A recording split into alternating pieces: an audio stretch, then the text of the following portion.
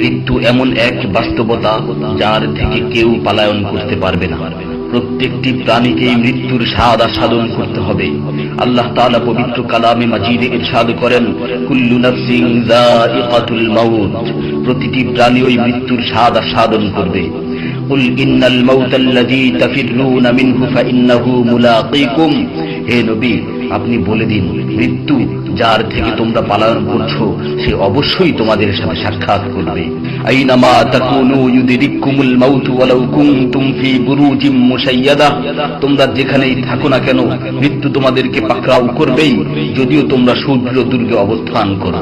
লিকুল্লি উম্মাতিন আজাল, ইযা জাআ আজালুহুম ফালা ইস্তাখিরুনা সাআতান ওয়ালা ইস্তাকদিমুন, প্রত্যেকটি জাতিরই মৃত্যুর জন্য একটি নির্ধারিত সময় রয়েছে। যখন সেই নির্ধারিত সময় চলে আসে তখন তার থেকে এক মুহূর্ত আগ পিছ করা হয় না। এই ক্ষণস্থায়ী পৃথিবী যাকে নিয়ে তোমরা স্বপ্ন দেখছো, এই স্বপ্নের পৃথিবীও একদিন ধ্বংস হয়ে যাবে। কিয়ামতের সময় যখন নিকটবর্তী হবে তখন আল্লাহ সুবহানাহু ওয়া তাআলা নিজের দায়িত্বপ্রাপ্ত ফেরেশতাকে সিংহায় ফুৎকার দেওয়ার আদেশ দিবেন। অতঃপর ফেরেশতা সিংহায় ফুঁক দিবেন, ফলে পৃথিবী ও পাহাড় সমূহ উত্তোলিত হবে, চূর্ণ বিচূর্ণ হয়ে যাবে, আকাশ ফেটে টুকরো টুকরো হয়ে যাবে এবং নক্ষত্র সমূহ ঝরে পড়বে, সূর্য তার কিরণ হারিয়ে ফেলবে, সমুদ্রকে উত্তাল করে তোলা হবে। সেদিন কিয়ামতের ভূমিকম্প ও কিয়ামতের ভয়াবহ অবস্থা দেখে সকলেই মৃত্যুবরণ করবে। আল্লাহ তাআলা বলছেন, ইয়া আইয়ুহান নাসু তাকু রাব্বাকুম ইন্না জালজালাতাস সাআতি শাইউন আযীম يوم ترونها تذهل كل مرضعة عما رضعت وتضع كل ذات حمل حملها وترى الناس سكارى وما هم بسكارى ولكن عذاب الله شديد। হে মানুষ, তোমরা তোমাদের প্রতিপালককে ভয় করো, নিশ্চয়ই কিয়ামতের প্রকম্পন এক ভয়ঙ্কর ব্যাপার। সেদিন তোমরা দেখবে প্রত্যেক স্তন্যদানকারিণী আপন দুগ্ধপোষ্য শিশুকে ভুলে যাবে এবং প্রত্যেক গর্ভধারিণী তার গর্ভপাত করে ফেলবে।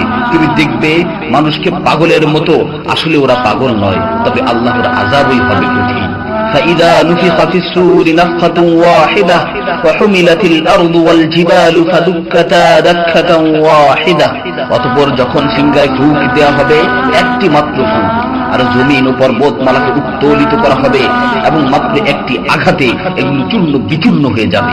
ইযা সামাউ ফাতারাত ওয়া ইযাল কাওয়াকিবু ইনতাসারাত ওয়া ইযাল বিহারু ফুজ্জিরাত ওয়া ইযাল কুবুরু বু'সিরাত আলিমাত নাফসুম মা কদ্দামাত ওয়া আখখারাত, যখন আসমান বিদীর্ণ হবে, আসমান ফেটে টুকরো টুকরো হয়ে যাবে, আর যখন নক্ষত্রগুলো ঝরে পড়বে, আর যখন সমুদ্রগুলোকে উত্তাল করে তোলা হবে, আর যখন কবরগুলোকে উন্মোচিত করা হবে, তখন প্রত্যেকেই জানতে পারবে সে আগে কি পাঠিয়েছে এবং পরে কি পাঠিয়েছে। সেদিন কিয়ামতের ভয়াবহতায় আল্লাহ সুবহানাহু ওয়া তাআলা ব্যতীত প্রতিটি প্রাণী প্রাণ হারাবে। পবিত্র কালামে মাজিদে ইরশাদ হয়েছে, কুল্লু শাইইন হালিকুন ইল্লা ওয়াজহা, সেদিন আল্লাহর মহান সত্তা ব্যতীত প্রত্যেকটি জিনিসই ধ্বংস হয়ে যাবে। কুল্লু মান আলাইহা ফান ওয়া ইয়াবকা ওয়াজহু রাব্বিকা যুল জালালি ওয়াল ইকরাম, সেদিন জমিনের উপর যা কিছু রয়েছে সবই ধ্বংস হয়ে যাবে, আর শুধুমাত্র মহামহিম ও মহানুভব আল্লাহ সুবহানাহু ওয়া তাআলাই বাকি থাকবেন।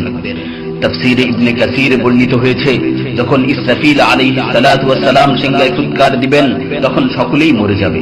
মালাকুল মাউত মৃত্যুর ফেরেশতা এসে আল্লাহ তাআলাকে বলবে, হে আল্লাহ, সকলেই মরে গেছে। তিনি জিজ্ঞেস করবেন, অবশিষ্ট কে আছে? উত্তর দিবে, হে আমার রব, আপনি, আর আপনি তো হলেন চিরঞ্জীব। এছাড়াও বাকি রয়েছে জিবরাইল, মিকাইল ও আরশ বহনকারী ফেরেশতাগণ। আল্লাহ তাআলা বলবেন, জিবরাইল ও মিকাইলের মৃত্যু হওয়া উচিত। মৃত্যুর ফেরেশতা মালাকুল মাউত বলবে, হে প্রভু, জিবরাইল ও মিকাইলও মরে গেছে। আল্লাহ তাআলা জিজ্ঞাসা করবেন, এখন আর কে বাকি আছে? সে বলবে, এখন আমি বাকি আছি ও আরশ বহনকারী ফেরেশতাগণ বাকি আছে। তখন আল্লাহ তাআলা বলবেন, আরশ বহনকারীদেরকেও মরতে হবে, তারাও মরে যাবে। আল্লাহ তাআলা আবার জিজ্ঞাসা করবেন, এখন কে বাকি আছে? মালাকুল মাউত আজরাইল আলাইহিস সালাতু ওয়াস সালাম বলবেন, হে আমার রব, এখন আপনি বাকি আছেন এবং আমি বাকি আছি। তখন আল্লাহ তাআলা আজরাইল আলাইহিস সালাতু ওয়াস সালামকে বলবেন, তুমি তো আমার মাখলুক, সুতরাং তুমিও মরে যাও। তিনি তৎক্ষণাৎ মরে যাবেন এবং শুধুমাত্র আল্লাহ তাআলাই বাকি থাকবেন। অতঃপর আল্লাহ সুবহানাহু ওয়া তাআলা জমিনকে ভাঁজ করে ফেলবেন এবং তিনি 3 বার বলবেন, আনাল জব্বার, আনাল জব্বার, আনাল জব্বার, আমি প্রতাপশালী, আমি প্রতাপশালী, আমি প্রতাপশালী। অতঃপর তিনি 3 বার জিজ্ঞাসা করবেন, লিমানিল মুলকুল ইয়াউম, লিমানিল মুলকুল ইয়াউম, লিমানিল মুলকুল ইয়াউম, আজকের রাজত্ব কার, আজকের সার্বভৌমত্ব কার, আজকের আধিপত্য কার? জবাব দেওয়ার মতো কেউই থাকবে না। তিনি আবার উত্তর দিবেন, লিল্লাহিল ওয়াহিদুল কাহ্হার, আজকের রাজত্ব, আজকের সার্বভৌমত্ব, আজকের আধিপত্য পরাক্রমশালী একমাত্র আল্লাহ। ইবনে ওমর রাদিয়াল্লাহু তাআলা আনহু হতে বর্ণিত অপর এক হাদিসে ইরশাদ হয়েছে, কিয়ামতের দিন আল্লাহ সুবহানাহু ওয়া তাআলা আসমান জমিনকে ভাঁজ করে নিজ হাতে গুটিয়ে নেবেন।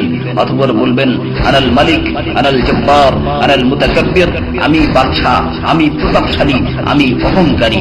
আইনা মুলুকুল আরদ, আইনাল জব্বারুন, আইনাল মুতাকাব্বিরুন, দুনিয়ার রাজা বাদশারা কোথায়, দুনিয়ার প্রতাপশালীরা কোথায়, দুনিয়ার অহংকারকারীরা কোথায়? তখন আল্লাহ তাআলা সুউচ্চ কণ্ঠে 3 বার জিজ্ঞাসা করবেন, লিমানিল মুলকুল ইয়াউম, লিমানিল মুলকুল ইয়াউম, লিমানিল মুলকুল ইয়াউম, আজকের রাজত্ব কার, আজকের সার্বভৌমত্ব কার, আজকের আধিপত্য কার?